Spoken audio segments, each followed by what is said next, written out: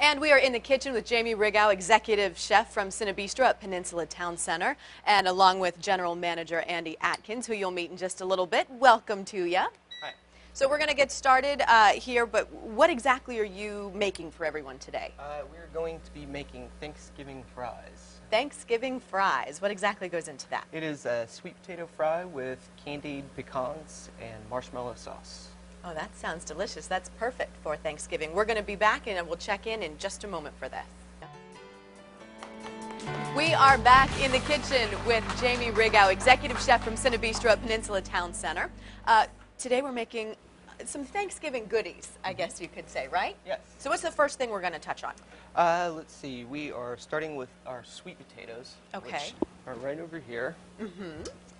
Basically, you want them to be about 3/4 of an inch cut. So huge sweet potato fries. Huge sweet potato fries. I don't think anyone has many complaints about that. So what exactly goes into making these? To making these, all you need to do is put a little bit of olive oil in your bowl. Okay. Take your cut fries, line them up on your sheet tray. Now, when I think of sweet potato fries, I'm used to seeing like the smaller portions, but I guess around Thanksgiving time, folks like a much larger portion. Right. This is almost would be like a side dish. Fill the Thanksgiving appetite up. So olive oil mixed in with Olive some oil. of this, and what's the next step? Let's see. You just want to hit it with a little bit of salt. Not a lot because we're kind of going for sweet. Okay. And cinnamon and sugar. About 3-to-1 sugar to Okay, cinnamon. just going to ask that. 3-to-1 sugar to cinnamon. Oh, yeah, and that'll make a great sweet taste.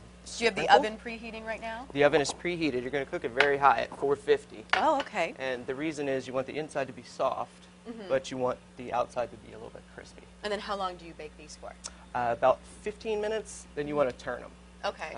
And do 15 on the other side. So All right. definitely with a temperature that high, though, you want to keep an eye on it.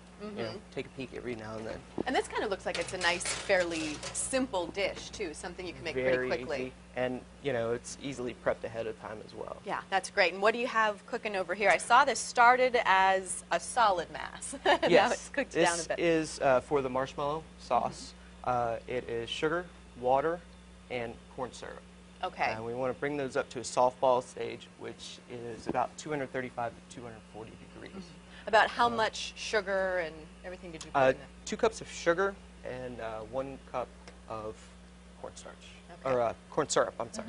And you have to be careful when you're cooking this. This looks like it Yes. can really... When this gets hot, you do not want to mess around with it. It is sticky and it will burn you. Now, is this to put on, which is the topping? This is the topping for which dish? This is the topping for the sweet potato fries. Okay. Wonderful. This will be the sauce for it. So what else do we have while this is cooking up? While that is coming up to temperature, we want to do the candied pecans. All right, and Chris and I just had a debate over, do you say pecan or pecan? I say pecan. I also say that. Chris goes 50-50. Yeah. He goes either way. We'll have to see. He does a little bit of both. He said it's more of a southern thing to say pecan, but I guess I'm from Pennsylvania, so I guess that's why I say pecan. The southerners are all shaking their heads at me right now saying, no, honey. Pecan. They taste the same, and they're awesome. So basically, about a pound of pecans. Just to please everyone. We'll just keep saying both the whole time. Your brown sugar. And about how much brown sugar is that? I believe that is a pound. A pound. All right. And this is? This is just maple syrup. Can never go wrong with that. Here, I can get these out of your way Thank here. you. And then what are you going to have happening with that? Really? Again, very easy. All you need to do is mix them together. I bet a lot of folks watching are thrilled that the words coming out of your mouth are, this is pretty easy. This is especially very easy. around Thanksgiving time when folks get so stressed trying to make everything so fancy, and sometimes it's the simpler dishes that are the biggest hit. Well, it is the simple dishes, and it's having everything ready ahead of time. Right. There's really not anything here that you can't do, you know, the night before. Yeah, that's So you're key. pretty much That's just super nice. putting things together at that point. Okay, so that's pretty well mixed up. Let's see, where's our sheet tray? And it looks pretty good. It's I an hit it right interesting here. kind of sticky candy texture. So you just want to take your sheet pan. That Okay. is lined with parchment paper or wax paper, whatever you have. And does that just help so it doesn't stick onto the... Exactly. This is going to come out. Once it cools, it'll almost be like a brittle. Oh, okay. And then just kind of spread it out across here. Yeah, just kind of, keep it somewhat even. Don't be afraid to get a little messy on Yeah. that. Well, we'll check back with all of these finished delicious products in just a moment. In the meantime, let's head over to Chris. We are back in the kitchen with Jamie Rigow, executive chef from CinéBistro at Peninsula Town Center. We're going to get to General Manager Andy Atkins in just a moment. First, though, we still have this cooking up here for the sweet potatoes. This is for the marshmallow sauce. This is the sugar corn syrup. It's been brought up to between 235 and 240. Again, you want to be real careful at this point. This is where I'll stand back. Keep the kids away from it. Yeah, because you said it hardens once it hardens comes out. as soon as it cools off. It hardens, but while it's hot, it will stick to you. Cause a problem, yeah. So, in here I've got 2 sheets of gelatin that's been bloomed in a half a cup of water. Okay. Just to soften the gelatin up. We're going to start adding this. You want to add it slowly at first, so you don't want your gelatin to seize up on you. I'm just looking in awe as it all goes around. It's so interesting to see how it's all done, especially with a product that is that hot. And that's why you want to do it slowly, because the hot hits the cold. And that again is why I'll stand back and let you do that. So how long do you take to mix this? This takes between 3 and 4 minutes, depending. You can add a half of a tablespoon of vanilla if you want, and then you want to check the thickness once it whips for a while and starts to turn white. Basically, you're going to have the consistency of a soft marshmallow. Okay. So close to like a marshmallow cream almost? Right, almost like the inside of a marshmallow cookie. But we want something a little bit thinner, so there's a 1/4 cup of heavy cream. Okay. And that can go in at the end. You can more or less, depending on how thick you want it. And then is this how it would all be? This is how it'll look when it's finished. The power of television, it's finished right in there. And then, so we have our sweet potato fries. Oh, and they smell good. They've been cooking for a while. Here we can shift this They come out. out of the way. Put it right They there. look like that. And Oh, these look at are our those. candy pecans that we put in earlier. I'm going to shift this out of the way here. Thank you. I'll put this in the background there. Again, you want to let that cool. You don't want to touch that either. Okay. Till it's cooled off. And then, so what happens next? Will you end up pouring this over top, or do you? Yes. I've actually got one started right here. Basically, you just almost want to stack them up. Mini Jenga.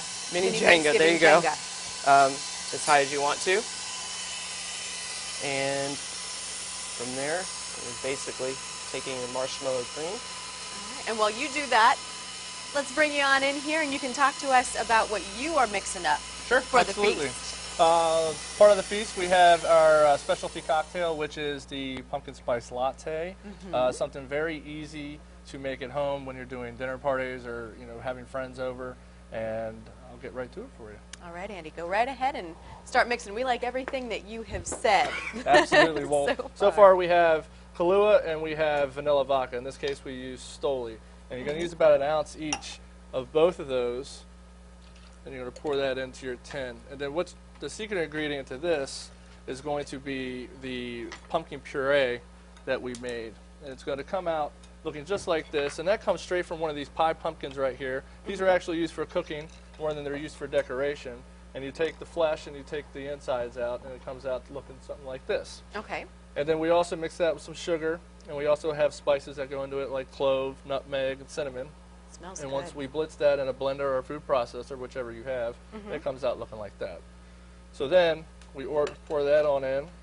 I would never think to put something like that in a drink. Even though it smells so great, you just don't think to mix it all in like that. Absolutely. And that's why you do what you do, and I do what I do. So you can give this a very vigorous shake. There's ice in the shaker. And you'll see a little frost start to form around the glass. That's when you know it's really cold. And then we use your strainer. That way you don't get the ice in. And you pour that in first. Oh, that looks awesome. And then what we're going to do is we're going to top that off with a cream base. And with that, we just take another shaker real quick. And we're going to just thicken up the cream. And we're going to float that right on the top.